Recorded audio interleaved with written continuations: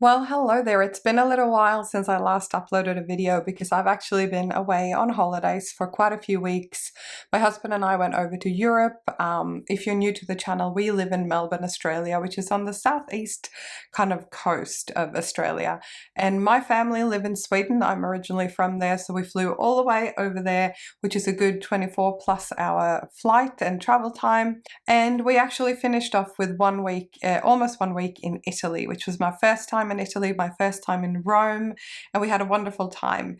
And if you are interested at all in kind of travel type food content and how we keep our budget low when we travel, what we eat, that kind of stuff, my husband is gluten-free, as you might know if you've followed along. Let me know in the comments. I'd love to make a dedicated travel type video if that's something you guys are interested in. But we got home a couple of days ago. My cupboards were almost empty. My fridge and freezer were almost empty, but there are still 13 things I tend to almost always have in my cupboards, and I wanted to share them with you today because sometimes those things save your butt. You don't have to run out to the grocery store the first thing you do when you get home from your trip, or just if you're having a really busy week. So let's dive into the 13 things that save my butt most weeks. Here we go. The very first thing is something I talk a lot about on this channel, which is meal planning and having frozen meals on hand. It saves you heaps of money on takeaway. We landed late on the Sunday night and we had to be up and ready for work on the Monday. On the Monday night, obviously I needed to get some kind of dinner on the table, and it was really nice to be able to just pull something out of the freezer. We had this beautiful keema curry, which I've made on this channel before. It's sort of a ground beef coconut curry. I will link the video below where I made this. It was so tasty, and I just boiled up some rice and we had it with that. So frozen dinners or meals of any kind can be a lifesaver. Next up, while we're in the freezer, we've got a frozen fish of some kind. I almost always have salmon. At the moment, I don't have salmon. It's quite expensive at the moment here in Australia. I'm sure it is where you are too. But salmon is something that is really, really easy, especially if you get those salmon portions.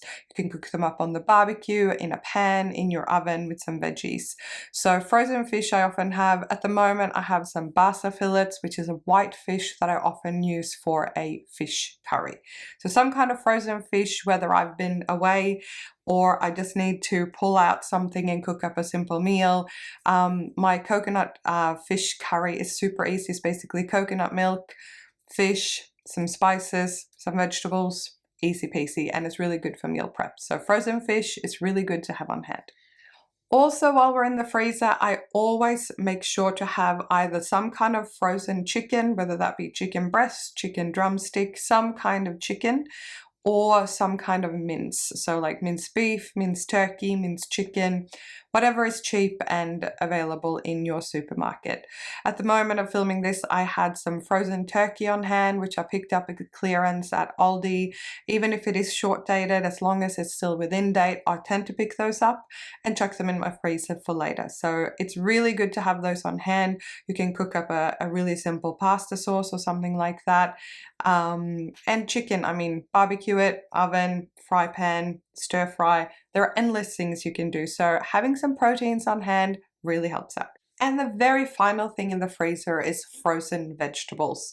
My usual go-to is like a mixed kind of stir-fry vegetables, but pretty much anything, green beans, peas, any frozen veg is really good to have to cook up a quick dinner and bulk out your meals. And next up is olive oil. I always make sure to have that on hand. It's great for dressings. It's really good to have for cooking, obviously, and it's probably my preferred, most versatile oil. I tend to go for one with a pretty subtle flavor so that it's a little bit more versatile and doesn't bring too much flavor to the dish that you're cooking or the dressing that you're making. And in the vein of flavors, I also always make sure that I have lemon juice on hand. Lemon juice is really good. You can put some in your water when you're drinking it. It's got vitamin C in it, obviously. I often use lemon juice in my cooking. Sometimes a recipe will call for the juice of half a lemon or something. And, you know, it's not always in season to have fresh lemons, or they can be quite expensive, especially where I live in the wintertime. So it can be really good to have some lemon juice on hand. And it's also really, really good in your dressings for salads and stuff. In the final vein of flavoring, I often make sure to have mustard on hand. Mustard is really good in toast, it's good in tuna melt toasties, it's good on burgers, but it's also really good in a lot of cooking and as well as salad dressings. So I've made a basic salad dressing here on the channel quite a few times. I'll try and find that video and link it below for you with that basic salad dressing recipe. But mustard, usually Dijon is pretty affordable where I live, but otherwise I will have some kind of a grainy mustard on hand, which can bring a little bit more flavor depending on the dish that you make. Fresh vegetables can obviously be a bit tricky to have on hand because you usually have to use them up pretty quickly. But one staple that I always make sure that I have in my house is onion.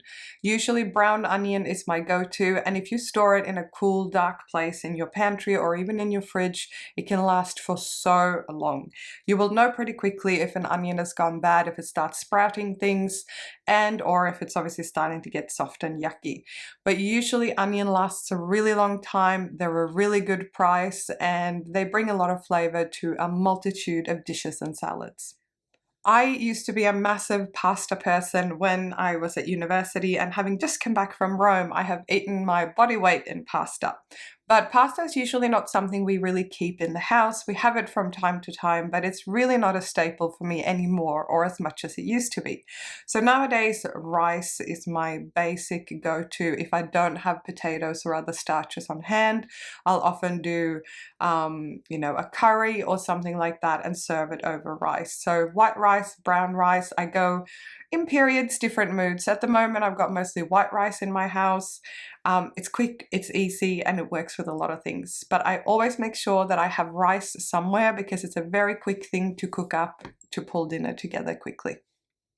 Regardless if you have an emergency pantry or not, you would know by now that canned goods last a really long time and they're a really good staple to have in your house, especially if you've been traveling or something like that and you don't have any fresh produce in your house and your freezer might be looking a bit empty too. So some canned goods that I always keep on hand is tuna. You can do large cans for lunches and stuff. I'll usually have the smallest can of tuna with some kind of flavoring in it, or just plain spring water, and then I'll just add my seasonings afterwards with a salad dressing or something. But tuna is very inexpensive. It lasts a really long time. You can add it to pasta sauces. You can add it to tuna casseroles. I actually did a whole video not long ago, which I will link below as well as up here for you, with some ideas of how to use tuna if it is an inexpensive protein where you live, or if you like the flavor of tuna. Now, a lot of people will keep pasta sauce on hand, and I definitely think that's a good idea, but I actually don't always have pasta sauce in my house. But I do always keep diced tomatoes in my house. I normally opt for the plain diced tomatoes because the thing is, if you have diced tomatoes, you can make stews, you can make soups, you can even make your own pasta sauce with an immersion blender, some tomato paste and some other things. So diced tomatoes are usually really cheap. You can usually get them for less than $1 a can, and usually you can even get them with different flavors if you prefer the ones that have garlic and other things in them. But I think it's a really good staple to have on hand. It's usually very inexpensive, and like any canned good, they will last a really long time. Second last, I always have coconut milk on hand, either coconut milk or coconut cream. It goes really well in curries. It's a really versatile thing to replace milk or creams or heavy things, I find. I used to do, coming from Sweden, we cook a lot of really hearty kind of wintry food with a lot of heavy cream and cheeses and things like that. But I've moved more and more over the later years to coconut milk because A, I love the flavor of coconut, and B, it's also really inexpensive. It's easy to keep on hand. And I also do my chia pudding with a 1/4 cup of chia seeds and a can of coconut milk. I will link a video below where I did a bunch of different types of snacks, including my chia pudding. So coconut milk is almost always in my pantry. And finally, this channel is about being healthy, helpful, and realistic. And I always have some kind of packet or canned soup in my cupboard. The thing is, we have those days when we don't feel like cooking or stuff happens, and having a soup, even if it's not the healthy, made from scratch thing that you can make yourself, it is a really, really good thing to have this on hand, because a can of soup is not a lot of money. You can have it with a grilled cheese sandwich, just with some bread, just on its own if you're not particularly hungry. And it can really be quick and easy to throw dinner on the table in less than 5 or 10 minutes. I think there's nothing wrong with shortcuts. Sometimes in life, we've got to take shortcuts just to function. So canned soup, definitely not a bad idea. And those are the 13 things that I keep on hand, that I always try and restock. And obviously, because I buy these things all the time, I look out for good clearances. Instead of buying 1 can of tomatoes if they're on sale, I'll buy 5, sometimes more. I have a big pantry, as you know. I can link a video below where you get a better overview of my pantry and all the things that I keep in there. But essentially, I think having a well-stocked fridge, freezer, and pantry really helps you, whether like me, you've just been on holidays and you're coming back and you're just trying to find your feet after 4 amazing weeks on leave, or you're just running a busy life or a busy family. So there's nothing wrong with taking some shortcuts from time to time.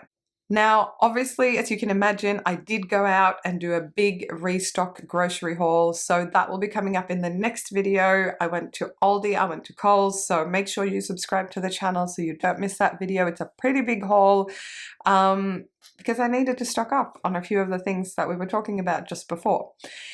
Also, if you do want me to do a video about how to save money on groceries when you travel, some of the tips of what we did when we were traveling in Europe, let me know in the comments below. I'd love to know what you guys like. I know you love your grocery hauls and your meal planning as much as I do, but please let me know in the comments if there's any type of videos that you would like me to focus on next. In the meantime, thumbs up, really helps my channel. Make sure to subscribe, and I'll see you in the next video where we'll be doing a very large grocery haul. Have a great week.